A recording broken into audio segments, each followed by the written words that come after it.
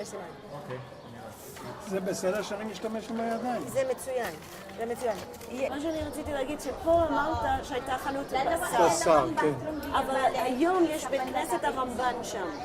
אז כשהיית זה בפנים. זה מבפנים. בהתחלה היה שם, אני לא זוכר את בית הכנסת הרמב"ן. בדיוק, זה מה שרציתי לדעת. אני לא זוכר את בית הכנסת הרמב"ן. אני זוכר כאן חנות של בשר. אז בוא נלך לחורבה.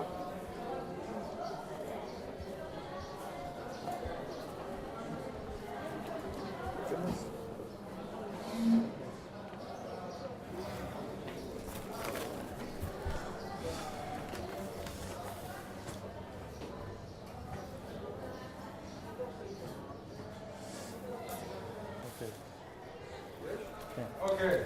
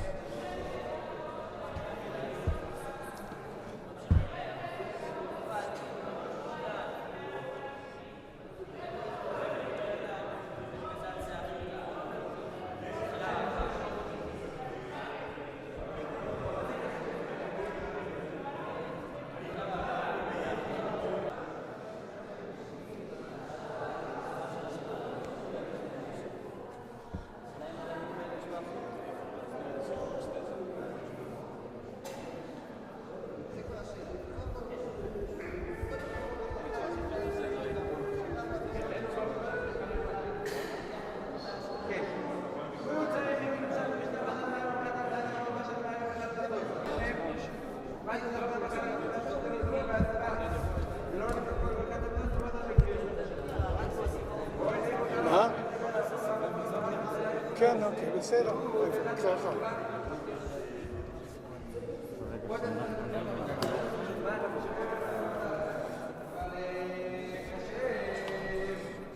למעלה?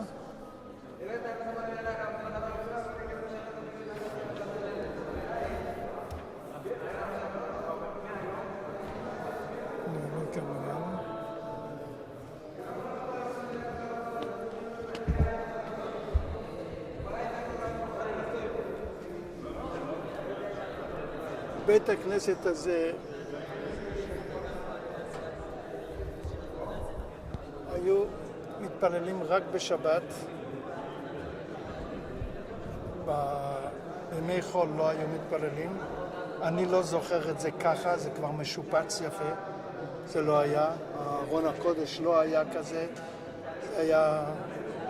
ובית הכנסת הוא די עכשיו משופץ. אני זוכר את הגבאי של זה, כמו שאמרתי, השמש של בית הכנסת הזה עם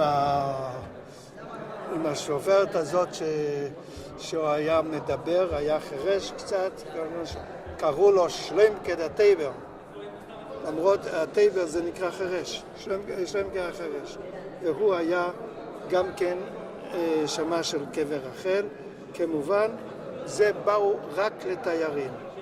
המביא כאן תיירים, והוא היה בא ומסביר להם את מקום הזה, שזה חורבת רבי יהודה החסיד, שלמעשה זה כבר הוקם, זה גם כן נחרב, ורבי יהודה החסיד חידש את זה. חידש את זה עוד הפעם את בית הכנסת הזה. אבל שוב פעם, זה לא היה כמו זה. המקום הזה כן היה, אבל גם כן לא כל כך משופץ, היה הרבה יותר צנוע. זה היה כמו לא, זה הכל עכשיו חדש, זה עכשיו ארכיטקטורה חדשה. מה שהיה בסך הכל אולי עד כאן, איפה שהכתר, זה כל הגובה שהיה, היו נותנים כמה מדרגות וזה מה שהיה. לא היה יותר מזה. כל הגובה זה של התקרה? כל הגובה של התקרה כן היה. הגובה של התקרה כן היה. זה היה באמת אחד הדברים היפים שהיו מראים לתיירים, שזה הגובה של המקום הזה. וזהו, עזרת נשים למעלה, זה עזרת נשים כן היה. זהו. החבר שלי, כמובן, לי היה זכות מיוחדת, כי חבר שלי, גד, או שקראו לו גודל, אז הוא היה מכניס אותי כאן, וזהו, אותי ועוד חבר, והיה מאלה שלמדו יחד בכיתה, אז הוא היה מכניס אותנו, אנחנו היינו מאוד מאוד קרובים. אז לנו עוד היה זכות, ככה אף אחד לא היה יכול להיכנס, אלא אם כן רב שלמה היה מרשה. זה היה... כמובן, אנחנו למדנו, אני תכף אצא החוצה, איפה שלמדנו, אנחנו למדנו כאן ברחובת רבי יהודה החסיד, בחורבה הזאת.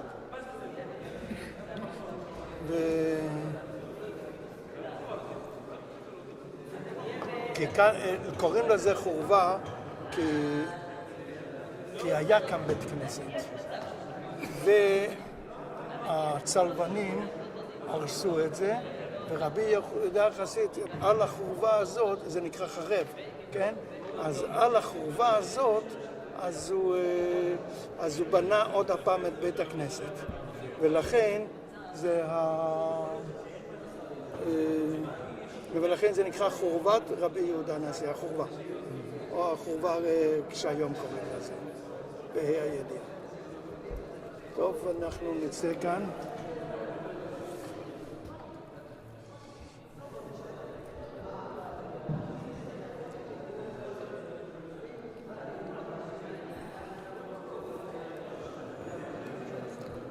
ברדק ישול, נו? כי ברדק ישחרצה. בטח שהיה ברדקים הזה. ברדק ישחרצה. כן, כן, כן, כן. כן, כן, אני יודע. כן, כן. כן, נכון. בטח, אני זוכר את הכל. כן, כן. כן, כן. שאלה ראשונה, אתה אמרת היה אסור להיכנס לפועל אם כן נותנים אישור. למה בעצם היה אסור להיכנס? כי שלא יקלקלו את זה, למה בעצם? זה היה סך הכל רק מי שצריך. סתם לא נתנו להיכנס, היה מפתח גדול.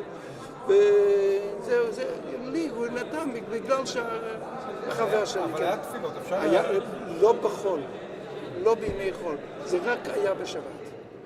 רק בשבת היה מניין כאן, אבל בחול לא היה. אוקיי, ועוד שאלה שיש לי זה, איך אתה הרגשת כשבאת לבית כנסת הזה לעומת הבית כנסת השני שהיית בו? לא כל כך שונה, זה לא כל כך, זה רק משופץ יפה. תתחיל בהתחלה להסביר על ההבדלים בין בתי כנסת, כי זו שאלה שלי לא שומעים. תשמעו רק את התשובה שלך, כשנדעו על מה אתה מדבר, תתחיל להסביר על ההבדל בין הבתי כנסת ההוא לזה. בין מה שהיה, היה פחות משופץ, פחות ארון הקודש לא היה כזה גבוה, היה הרבה פחות. אמרתי לדוגמה, איפה שהכתר, שם זה היה גובה, ואחר כך זהו, את כל זה, איפה שיש מקום לספרים לא היה, זה כל זה, זה כבר משופץ יפה. אבל כשאתה הגעת לפה, בתור צעיר, איך הרגשת פה לעומת איך הרגשת בבית כנסת הרגיל שלך? איפה, לא בתור צעיר, כאילו שבאת לפה להתפלל. איפה שבאתי להתפלל עם חברים. אמרת שהרי היום מכניסים אותך לפה. לא להתפלל, רק להיכנס, לא להתפלל. אנחנו נכנסים בגלל שלמדנו כאן,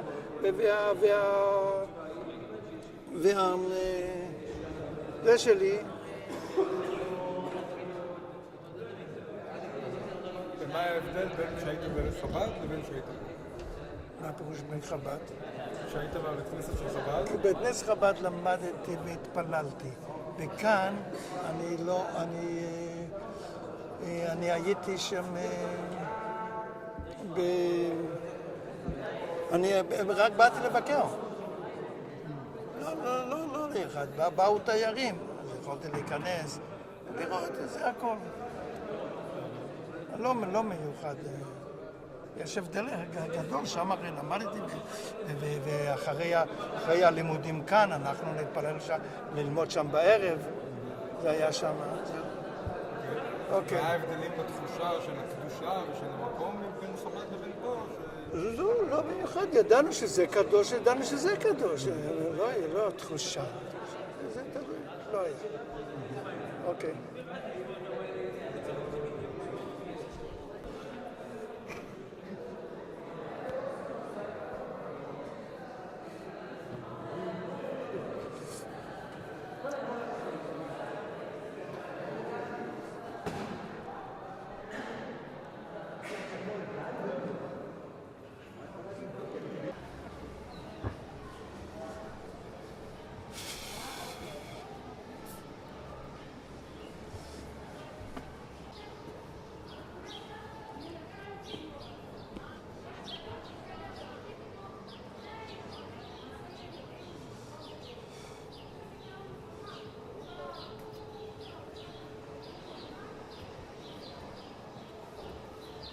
איפה אנחנו?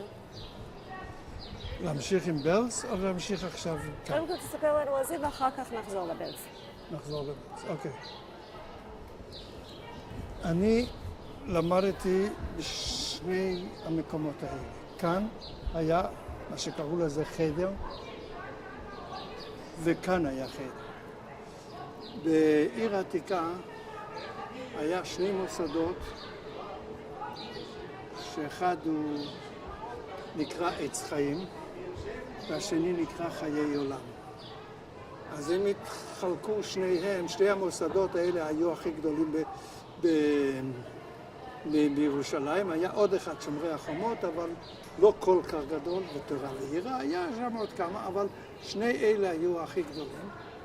והם השתלטו עליהם, הם היו בזה, שנתיים למדו מלימוד האותיות עד קריאה, עד חומש גם כן התחילו כבר, זה שנתיים. אני זוכרת למשל את הרבי יומן ברגר, שהוא לימד קריאה, ואני זוכר אותו איך שהוא, שאמר לי, מרחפת is geschwebt. לא יודעים גרמנית. מה זה אומר? מרחפת, רוח אלוקים מרחפת, גשבפט. אני לא ידעתי מה זה גשבפט ולא ידעתי מה זה מרחפת, אבל ככה למדתי מה יכול לעשות. אני לא יכולתי, שאלתי מה זה גשבפט, גשבפט, אתה לא יודע מה זה גשבפט. זה מה שלמדנו. זה סתם סיפור קטן ממנו. איזה שפה דיברתם בבית? קראו לזה ביידיש. מה? ביידיש. אתה דיברת? יידיש. אז תגיד במשפט שלהם. אנחנו דיברנו ביידיש, זו השפה שדיברנו. וכששבט זה גרמנית אמנם, אבל זהו. כאן למדנו, אז זה היה מחיי עולם. זאת אומרת, הכסף שהוא היה מקבל בחיי עולם. כמה כסף, אני לא יודע. כנראה גם כן כלום.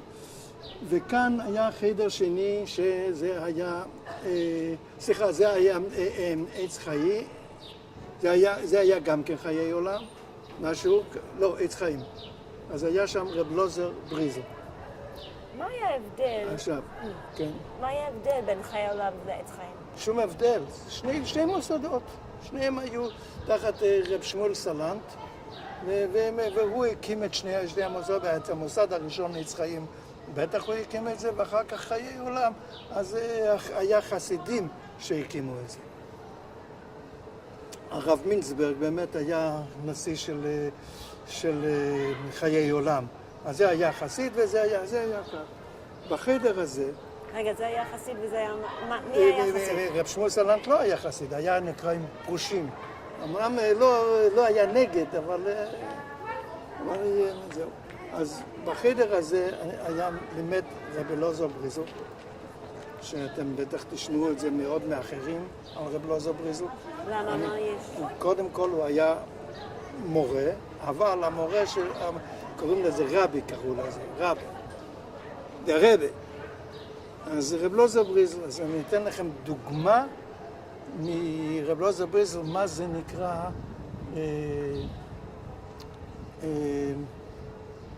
מלמד, מורה. אנחנו למדנו היום בפרשת השבוע. פרשת השבוע הוא "ואם בחוקותיי תלכו ושמרתם ועשיתם אותם". ויש מה שנקרא תוכחה. כלומר שהקדוש ברוך הוא נותן, אם לא תשמעו אז אתם תקבלו את זה ותקבלו את זה וזהו. באמצע יש שם דבר מעניין. ושמעו קול עלה נידף. הם שמעו שעלה עושה רעש, ונסו ואין רודף. הם יברחו ואף אחד לא ירדוף אותם. אז אני בתור ילד, הדמיון שלי עבד. התחלתי לצחוק. מכל עלה נידף, אז הם יברחו וזהו. לא עשה שום דבר. נתן, זה על השולחן. איך יכולים לצחוק? זה הרי יהודים. עד היום נכנס לי בראש שזה דבר כזה של יהודים אי אפשר. זה הכל. אני כל כך התביישתי בעצמי שהתחלתי לבכות. באו שני ילדים שלו, אחד משה בריזל ואחד חיים אורי בריזל, וניסו להרגיע אותי, ואני לא יכולתי, נתביישתי בפני עצמי, בושה פנימית כזאת, איך יכול להיות שיצחקו מיהודים סובלים? זה עד היום נכנס לי בראש. זה נקרא מה שמורה יודע לחנך בלי לעשות שום דבר. רק נתן מקרקע על השולחן הזה. וזה היה רב לוזר בריזל. השני היה כאן רב זייל שפירא. הוא היה גם כמורה בחסד עליון. ידע נפש התלמידים, ידע איך לדבר איתם. זה כבר היה, עוד לפני שנכנסו אליו, ידעו שהוא אוהב את התלמידים. והאהבה שלו, איך שהוא מתחיל עם התלמידים שלו, אז זה היה אחד הדברים הכי גדולים שיכול להיות. זה מורה באמת שלא רואים דברים כאלה. רואים דברים כאלה. כולם הרגישו שכל אחד אוהב אותו. כל אחד הרגיש שאין על מה זה. האיש החביב ביותר. אחר כך עברנו ליד שער השמיים, ליד קרלין באמת, אז שם עברנו לעוד אחד שמחיי עולם, גם כן היה אחד שהוא עבד עם אבא שלי בבית המטבחיים כמשגיח, ואבא שלי היה בסך הכל היה מוריד את התפילין שלו.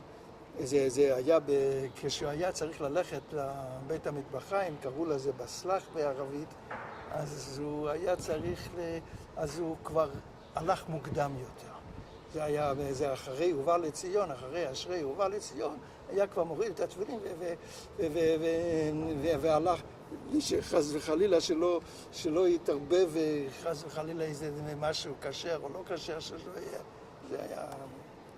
לא הבנתי, למה ללכת מוקדם מהתפילה היה קשור שיתערבב משהו כשר ולא כשר?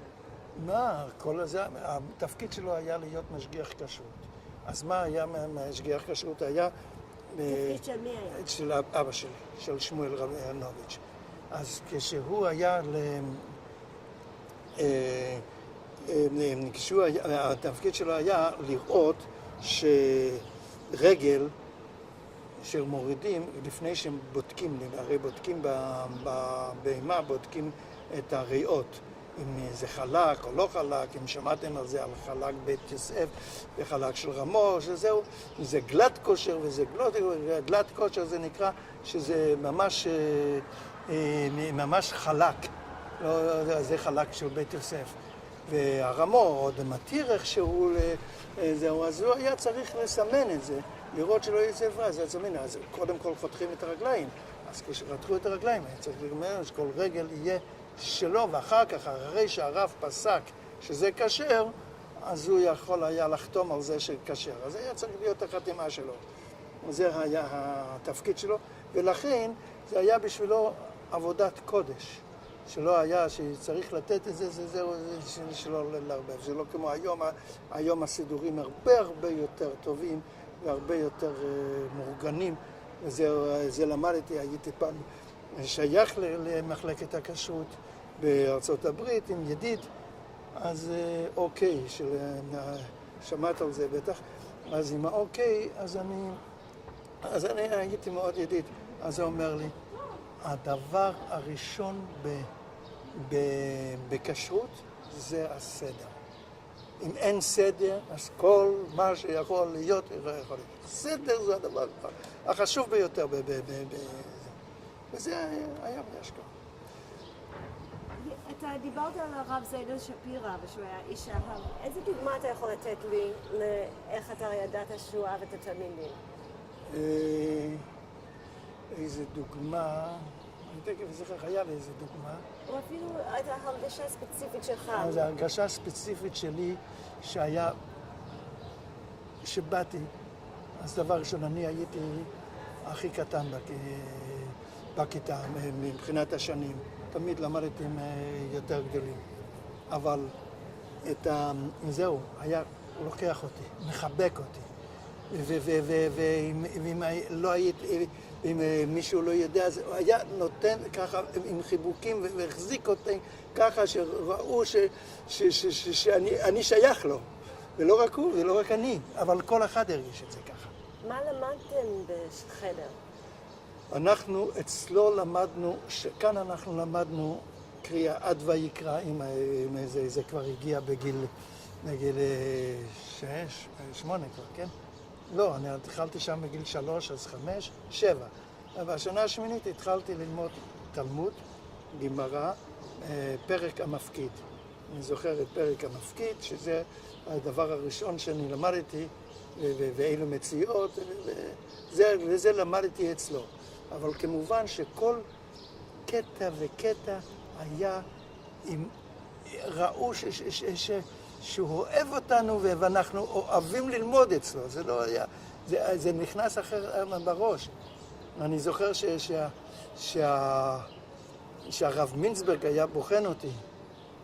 הרב מינסברג היה, אנחנו גרנו הרי שכנים, אז הוא היה בוחן אותי. איך? אתם לומדים? יש לי שאלה שלא, אני אשאל את זה ככה, האם אותם בחדר אתם למדתם משהו על ארץ ישראל או על מדינה? מה למדתם שם? מה פתאום? דבר כזה בכלל לא עלה בדעתנו ללמוד לא על מדינה. ארץ ישראל, אז היה ברור שזה ארץ שלנו. אנחנו היינו הציונים הראשונים, אנחנו היינו באמת ציונים שעלינו לארץ בשביל הארץ, או לא בשביל שום דבר, ואנחנו היינו כאן. זה היה שלנו.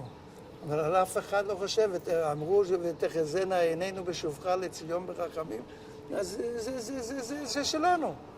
לא הרגישו משהו אחר, הציונות האמיתית זה אנחנו. ובמוסדות האלה מה לימדו? עוד דבר אחד שלמדו, למדו חשבון. זה היה המושג. דקדוק, היה מורה אחד לדקדוק בלשון. אז היה מורה אחד, ואני זוכר שאני ידעתי, אפשר להגיד, מעולה, שנתן לי, אמר לי שזה משהו שידעתי את הנטיות ואת הנקודות, ואיפה כאן נקודה, ואיפה כאן דגש, ואיפה כאן רפה. כל הדברים האלה אני ידעתי, זה היה מורה מיוחד לדקדוק ולחשבון. אבל אני שואלת משהו אחר. מה לימדו בקשר לארץ ישראל והמקום שלנו בארץ ישראל? לא לימדו, זה היה ברור. אנחנו למדנו תנ"ך, אנחנו למדנו חומש, אנחנו למדנו שזה שלנו. אנחנו לא למדנו, התחלנו את הפירוש רש"י הראשון. שהגויים ישאלו, איך אתם הגעתם לכאן? זה ראייה. אז הוא אומר, אז איך? הקדוש ברוך הוא ברא את העולם, בראשית הוא ברא את העולם, והוא, הקדוש ברוך הוא, לקח את זה ממישהו, נתן את זה למישהו ולקח את זה ממישהו. הוא לקח את זה מכנען, אבל לפני זה הוא נתן להם. אז הוא נתן להם בביתור זה, אז לא, יש את הזכות גם לתת וגם יש לו את הזכות. אז מאיפה למדנו? אנחנו לא היינו צריכים ללמוד, זה היה ספור בדם שלנו. ומה קרה כשהייתה מלחמת כאילו המחזור ומלחמת השחרור? איך הגיבו בתי ספר, החדרים האלה? קודם כל החדרים האלה נסגרו. זה דבר ראשון. כשהתחיל המצור, אז זה היה בכ"ט בנובמבר. אני לא יודע אם כולם יודעים מה זה כ"ט בנובמבר, אולי גם את לא יודעת. בנובמבר יש כמה ימים?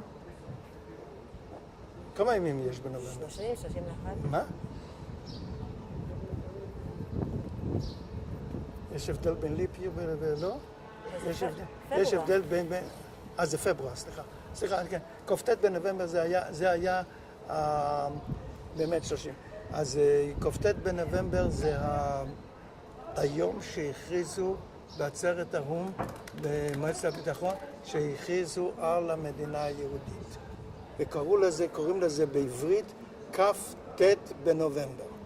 כלומר, 29 בנובמבר, אז הכריזו. 3 ימים אחר כך, אז עוד למדנו כאן, 3 ימים אחר כך, אי אפשר היה כבר ללמוד כאן בחורה, אי אפשר היה ללמוד כבר, כל הילדים כבר הלכו לבתי מחסה. רגע, למה היה אי אפשר? למה? מפני שהערבים התחילו לירות. הערבים התחילו לירות. מאיפה? תראה לי. מאיפה? משם,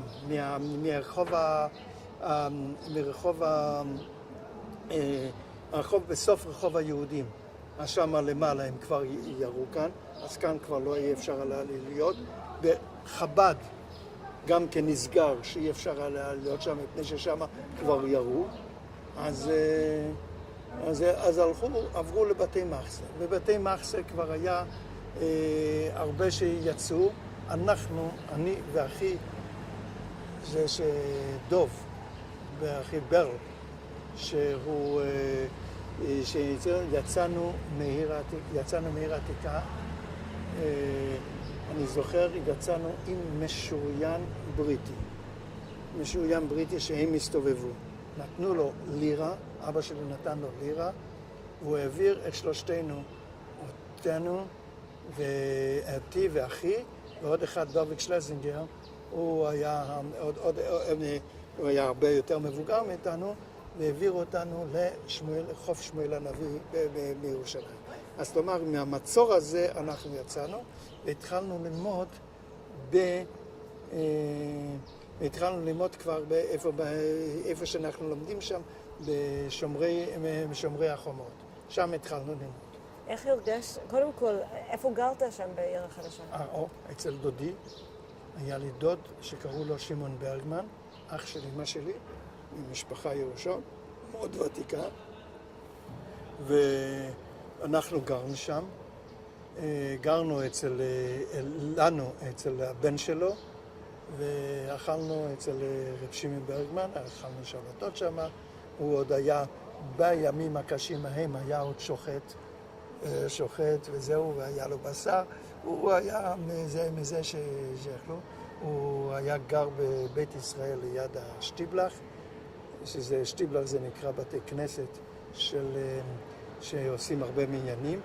שטיבל זה שם של יותר חסידי של בית כנסת. אז הוא היה גר שם, ואנחנו היינו אותו עד פורים. איך הרגשת בעניין הזה שיצאת, יורים עליך? לא ירו עליי. מפה יורים פה יורים, אז הם הפסיקו לבוא. הפסיקו ללכת. כאן בעיר, בכלל מצד היהודים, האנגלים נכנסו, והם כנראה הפרידו בין היהודים לבין הערבים, הפרידו, אבל הם כאילו עשו סדר, אבל למעשה הם נתנו לערבים כן לראות, וליהודים הם לא נתנו לראות בחזרה. אז זה היה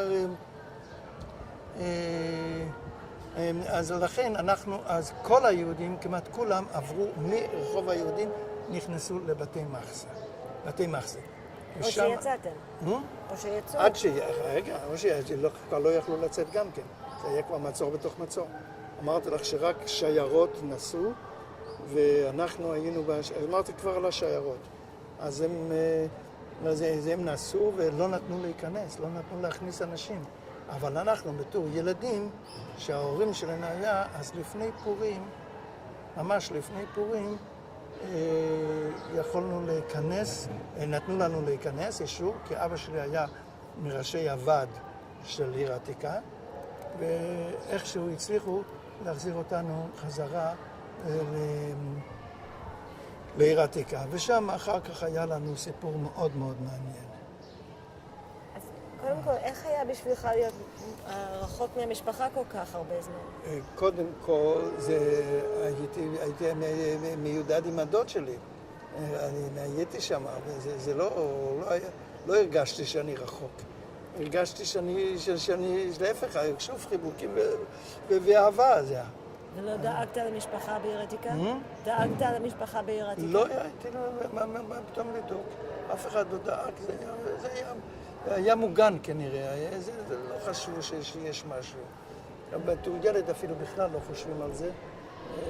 ומה היה הדבר המעניין שקרה? הדבר המעניין שקרה, וזה כדאי שאני אספר את זה בבתי מחסה. אוקיי, אז הדבר האחרון שאני אשאל פה, האם לדעתך כאילו ישיבת חיילים או עץ חיים הם מקומות ציוניים או לא ציוניים? מקומות מה? ציוניים או לא ציוניים? איפה? החדר של המטה. בכלל לא, המילה ציונות היה טרף. למה? למה? כי רצו להיות ככל הגויים, ולא רצו להיות ולא עניין אותם הדת, וצריכים גם כן, בלי דת אפשר גם כן להיות, זה היה טרף, זה היה אסור. אני חושב שהיה אסור לנו לדבר אפילו עברית. עד כדי כך,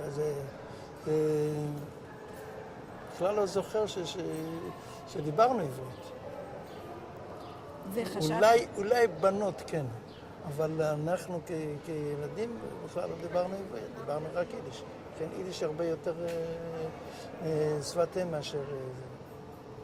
וקודם כל, מתי למדת כבר עברית, אם ככה? קודם כל לומדים ברחוב, זה א'. שנית, יש הרי סידור, יש תפילה.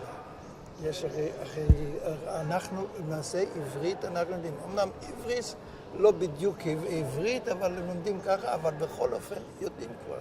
זה לא משנה, ואנחנו היינו, וכל הזמן אנחנו לומדים, מדברים קצת ברחוב גם כן, זה לא שאנחנו היינו מנותקים מכל העולם. ואתה אז, ב-45, 6, 7, חשבת שהולך להיות פה מדינה? לא. לא מה? אף אחד לא חשב. אף אחד לא חשב מה? ב-45, 6, 7. רק האצ"ל והלח"י לחמו על זה. על מה? אנחנו מה? לא שומעים אותי. על מה? תשובה מלאה, בבקשה. אף אחד, אני לא חושב, שחשב שתהיה מדינה. חשבו רק לקבל איזושהי עצמאות, לזרוק את הבריטים, ועל זה לחמו אצ"ל ולח"י, וארגון אצ"ל ולח"י, שבטח אתם יודעים מה זה, והם לחמו על זה,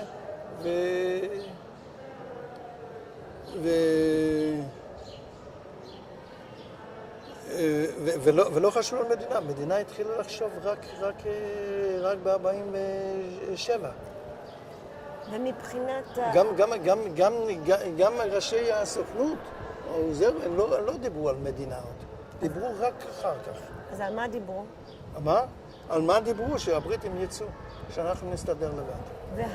ובישיבות, הם גם חשבו שהבריטים צריכים לצאת? היו הרבה שהיו בישיבות, שהיו באצ"ל ובלח"י. כמו שהתחלתי לספר לך על אחי נחום שהוא היה באצ"ל. אז אני אספר עוד יותר מאוחר, אבל אני רוצה, אז עכשיו אני אמשיך עם הבלץ. אוקיי. אוקיי, עכשיו אני אמשיך עם הבלץ, אז הוא אמר לו את זה, בוא תתחיל, תיתן הקדמה למה...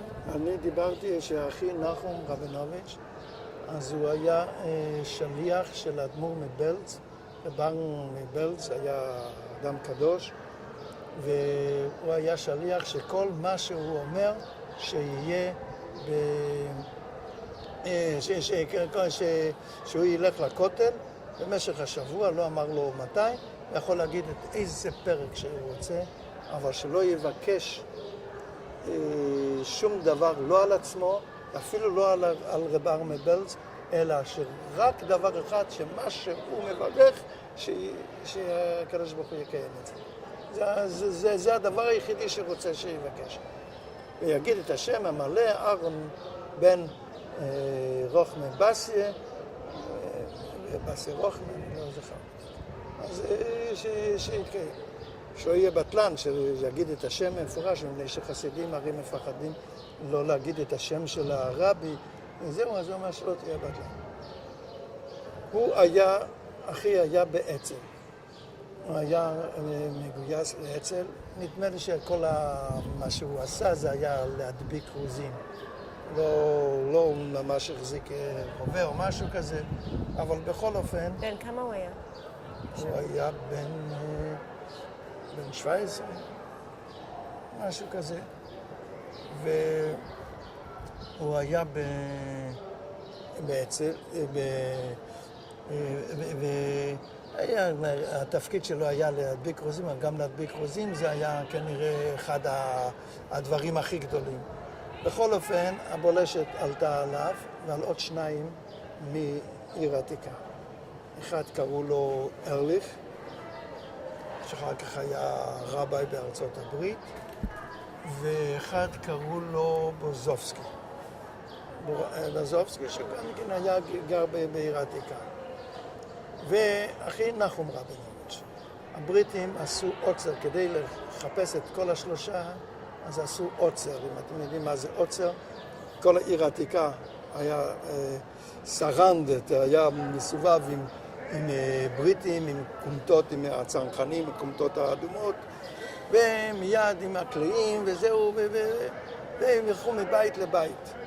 הם באו, ואחי נחום ידע שהם מחפשים אותו, אז הוא הלך אצל הרב מינסברג, בתוך החדר שינה, התעטף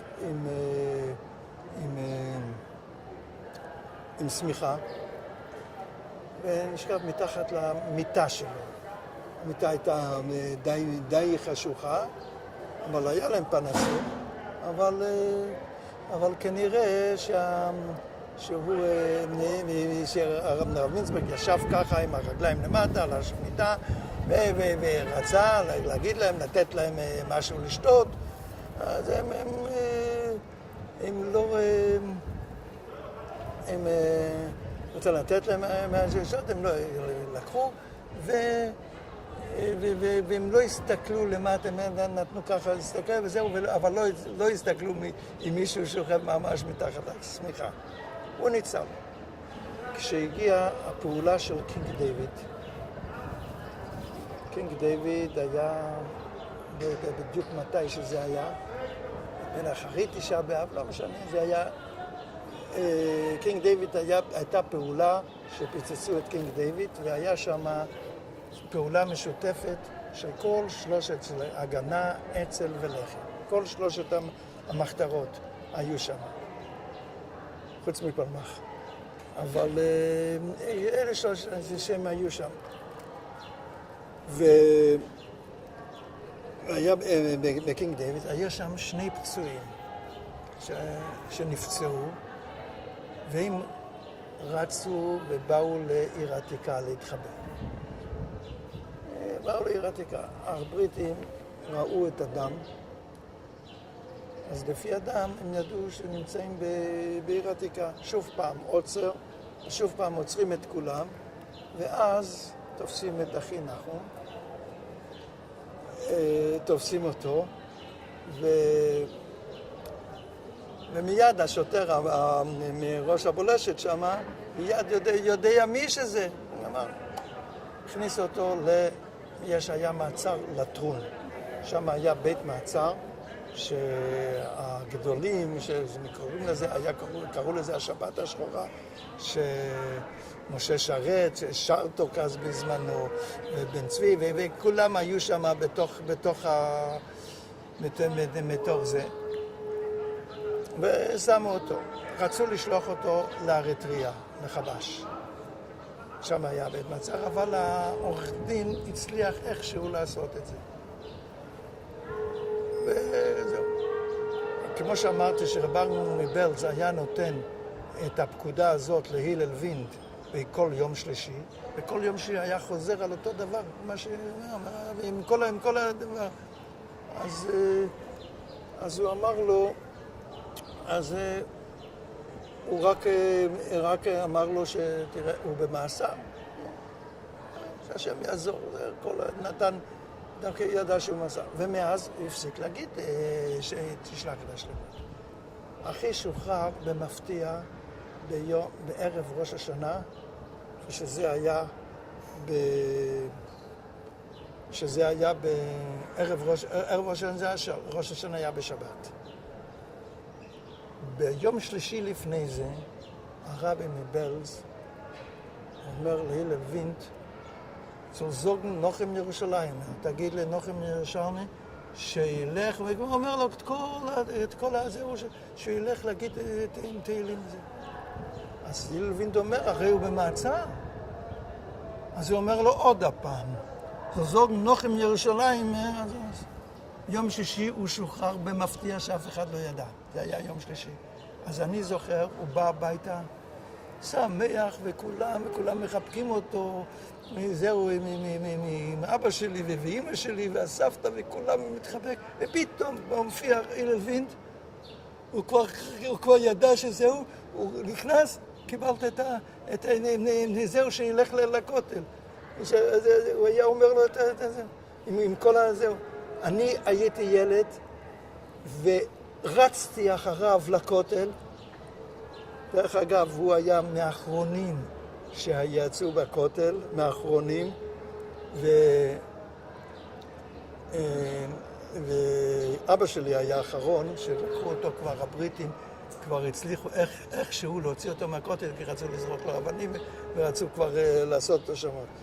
אז הוא היה, אבל הוא היה גם כן, זהו,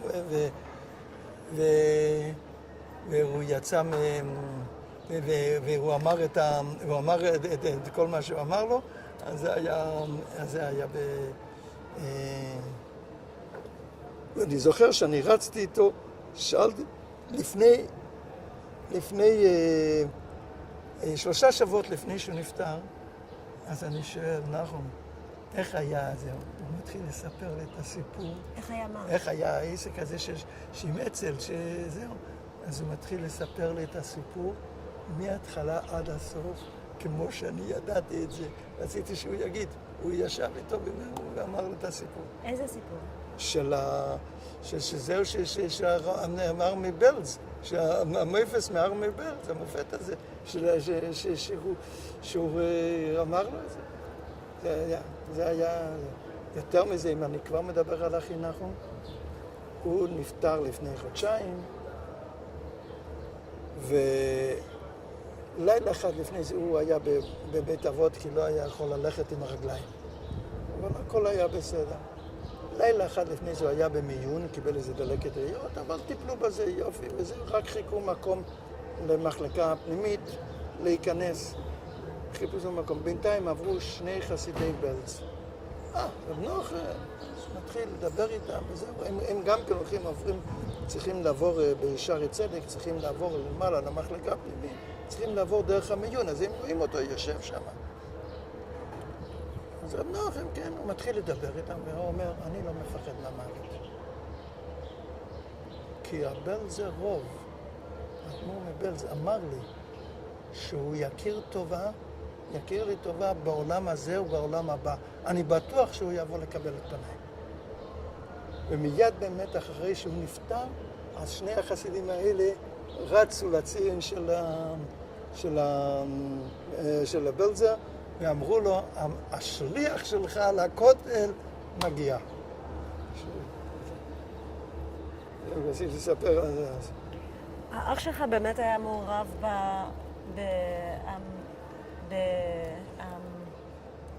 במלון מאפטר. לא, הוא לא היה מעורב, אבל היות שהוא כבר, הוא הכיר אותו כבר, אז זה מהבולשת ידע מי זה. הוא לקח בהתחלה, בפעם הראשונה, הוא לקח אחד בשם חנניה, שהוא חסיד ביאן. הוא לא ידע בכלל על מה מדברים איתו. ואיש הבולשת הבין מיד שזה לא זה, אז הוא שחרר אותו. זה נחום חנניה, אז הם לקחו אותו, אז הם חשבו שזהו, וזה בינתיים הוא ניצל. אבל אחר כך... אז אם אתה יכול להגיד שהוא לא היה מעורב כאילו רק את המשפט המלא? הוא לא היה מעורב בפעולה של קינג דיוויד. אבל היות שבאו כבר לעשות עוצר בגלל שני הפצועים, אז תפסו אותו במקרה. בוא נראה אם אפשר להיכנס לאחד מהחדרים שלך שאתה למדת. אולי בבית הכנסת כאן.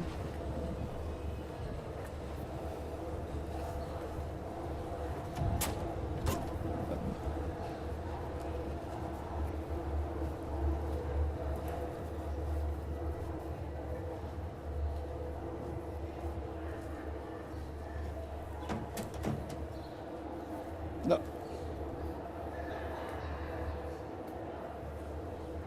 לא.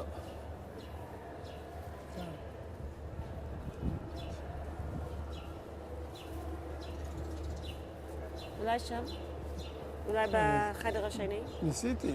לא, זה לא היה שם? זה היה הכל פה? לא, ניסיתי שם.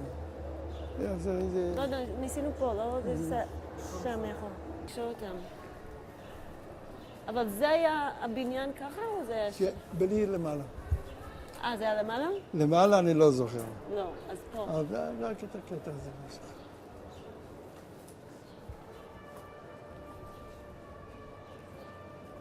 גם כאן סגור.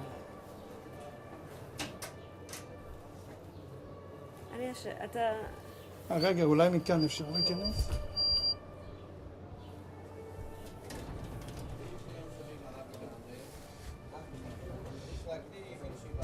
אפשר להיכנס כאן על ה... לא, אפשר. לא, אי אפשר. לא, אי אפשר. אוקיי, טוב.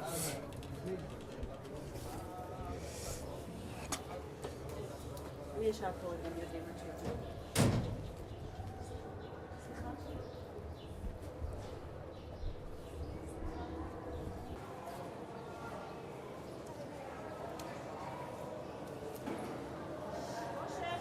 כן. ללכת ו...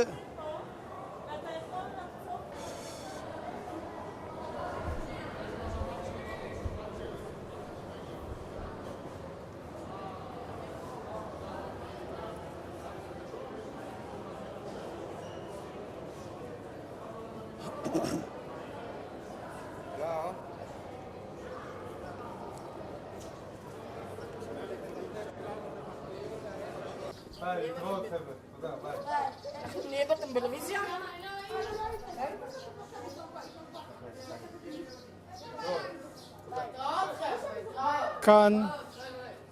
כאן בסוף הרחוב, היה כאן דיר עיזים, שהערבים קוראים לזה חוש. והדיר עיזים היה גר כאן אחד, רב יינקף מדלנגבורד, יהודי תלמיד חכם, היה נותן על כל משנה שלמדו בעל פה, היה נותן מיל. מיל זה היה המטבע הכי זהו שיכול להיות. היה נותן מיל על כל משנה שידעו בעל פה. ואנחנו למדנו כאן והוא היה בוחן אותנו, זהו היה נותן מיל. אז זהו, לכן אני מדבר, רב יינקף מדלנגבורד. היה לו, היה יהודי צדיק כל הזמן, היה גר שם וזהו. יש שאלה, רב יינקף, אתם למדתם אצלו בבית? כל הבית שלו היה פחות מהעסק הזה. זה היה משהו קטן מאוד, כל הבית, וכן, וכמובן אנחנו נכנסנו, הוא היה גר ליד דיר העיזים, וזהו. אז מה, אחרי הלימודים הוא הזמין אתכם אליו הביתה? איך זה עבד? כן, כן, אחרי לימודים, אחרי זה, מתי שיכולים לבוא, מי שידע ללמוד איזה משנה, זה על פה, אז היה בא להיבחן, ואנחנו היינו אוספים קצת כסף לזה. עכשיו, הדיר היה שלו? לא, של מי היה החוש? של ערבים.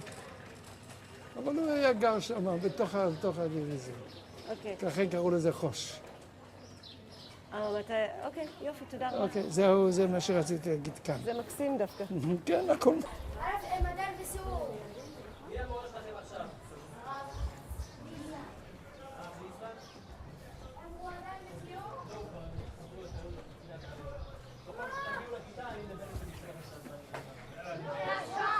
זה ישר, כן.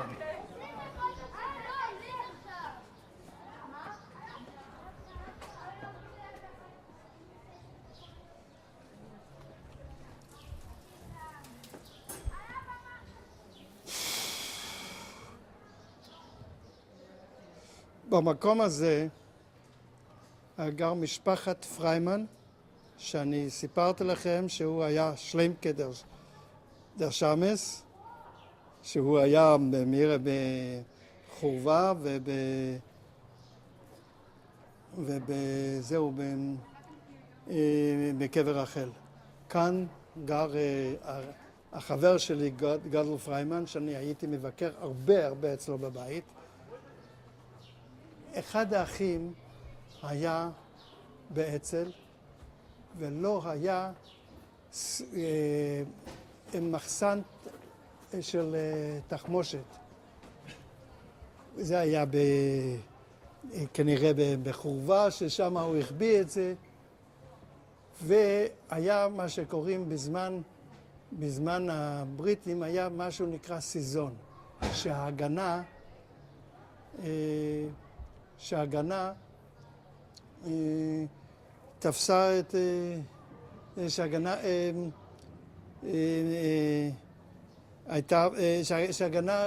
תפסה אנשי אצ"ל, והם רצו שיגלה כאן איפה הסליק, איפה הנשק.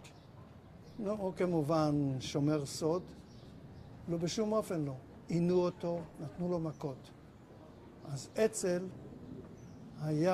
לקח את אחד מעיר העתיקה, או אחר כך היה אלוף בצה"ל, אבידן, ותפסו אותו. והם הודיעו לו, על כל מכה שהוא מקבל, הוא יקבל חזרה. כאן הם הפסיקו והחליטו לעשות שביתת נשק, ושהוא לא יגלה ושהוא לא יגלה. וככה זה הוא היה. בסוף תפסו אותו, בסוף תפסו אותו כשהיה, תפסו אותו עם אקדח, עם אקדח שלו, ועצרו אותו. אבל לא יכלו לעשות לו שום דבר, כי לא תפסו אותו בפעולה. אז רק זה, אז לא יכלו לעשות, ושוב פעם העורכי דינים הצליחו להוציא אותו לחופשי. הוא אמר שהוא צריך את האקדח, הוא צריך את זה בשביל קבר רחל. שם הוא צריך להגן על עצמו. אז הם הצליחו להוציא אותו. טוב, אני אמשיך הלאה.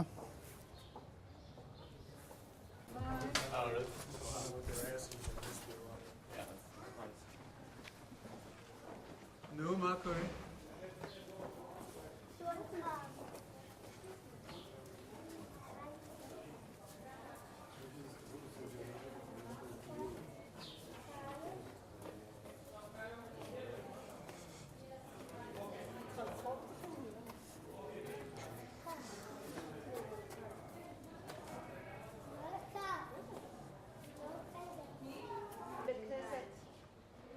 לא נותנים אישור. הם לא נתנו לנו אישור להיכנס לבית כנסת. הוא לא היה יותר מאוחר, כרגע לא. אוקיי. אוקיי. חבל. הוא היה המוכתר של עיר העתיקה, צד היהודים. מוכתר זה נקרא ראש הקהל. שנייה. מה זה אומר? מי היה הראש? ויינגרטן הזה. ויינגרטן. הוא היה המוכתר, הבנות שלו גם כן ידועות, כלומר הן היו מאוד מאוד חשובות, וזהו, הם הרי היה שביר עתיקה והם שמרו על האורח חיים, על המקום הזה, אז הם היו מאוד ככה חשובות הבנות. אבל מה זה אומר להיות מוכתר? כשאתה אומר שהוא היה מוכתר זה נקרא שמטעם הממשלה, כלומר המושל, הכיר בו שהוא יעביר את כל הבקשות, כל מה שצריך, אז היו מעבירים דרכו. אז הוא היה מעביר לכל אחד ואחד. אני זוכר שבזמן מלחמת השחרור, מיד, אחרי שחזרנו, אז הייתי צריך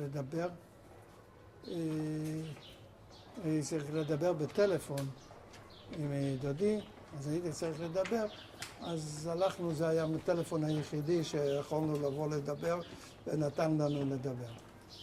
זה היה מוכתר. אתה זוכר שהוא עשה דברים, הוא או משפחה, אמרת גם הבנות היו חשובות, עשו דברים חשובים כן, הם עשו דברים חשובים הם היו מהבריטים, הם דאגו שהבריטים לא יהיו, זהו, אני מצטער. סליחה.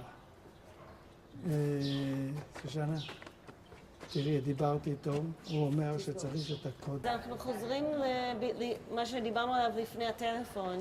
כן. אמרת על בנות ויינגרטן ועל משפחת ויינגרטן, שהם עשו כן, דברים משפחת חשובים ויינגרטן, לתושבים. הם היו מדברים עם הבריטים וכל דבר הם שרו, ותכף אני אספר לכם סיפור מה שקרה.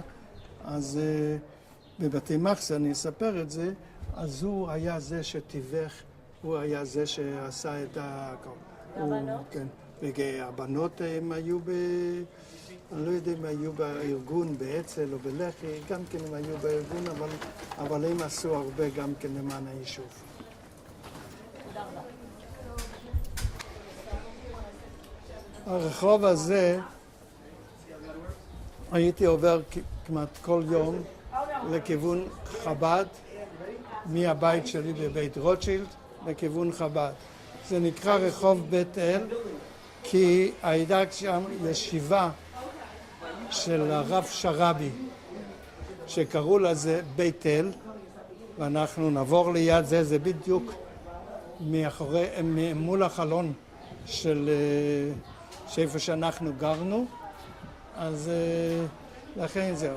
עכשיו אנחנו מתקרבים למקום ששם היה גר, קוראים לזה השנקר ביידיש, כלומר שיש לו אפילו בית מרזח, זה לא בדיוק בית מרזח, אבל באו לשתות יין. כאן בקטע הזה היה, איפה שבסוף הקטע אתם תראו, אז בקטע הזה היה איזה שנקר שאילם. אבא של חבר שלי, והוא היה נותן. בקושי לנו לא היה כסף. אבא שלי את כל הכסף שהוא כבר קיבל מזהו, אז הוא היה מחלק את זה לעניים. כסף לא היה. מזל שאימא שלי עבדה בחלוקת אוכל, כאן בבית הספר, אז שם, אז ליד פורת יוסף, אז היא עוד הביאה קצת כסף. אבל ככה לא היה לנו כלום. והוא היה נותן, בהקפה היה נותן לנו איזה אונסה או שניים. אונסה, את יודעת מה שזה? את לא יודעת מה שזה אונסה. אונקיה. זה אונקיה, אני לא יודע, זה 30 גרם, זה 50 גרם של יין. ואבא שלי היה עושה מזה פעמיים קידוש והבדלה, והיה מוזג ועוד מוסיף מים, זה היה כבר, מזה עשינו את הקידוש. ככה העוני היה אצלנו שלט בכל, ואהבנו את זה. היינו גם בעוני אנחנו שרדנו וידענו שככה צריך להיות. בכלל לא חשבנו על כסף.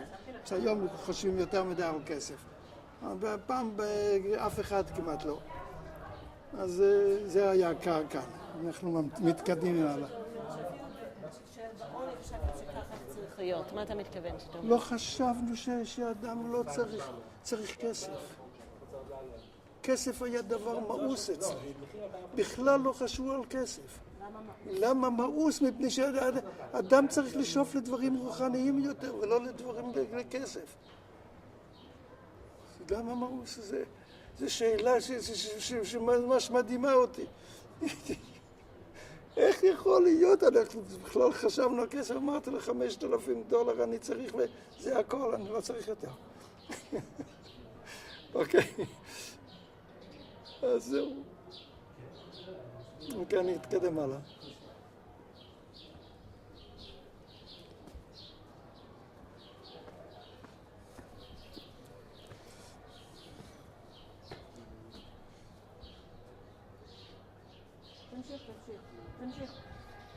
תמשיך. מה? להמשיך ללכת. כן, כן.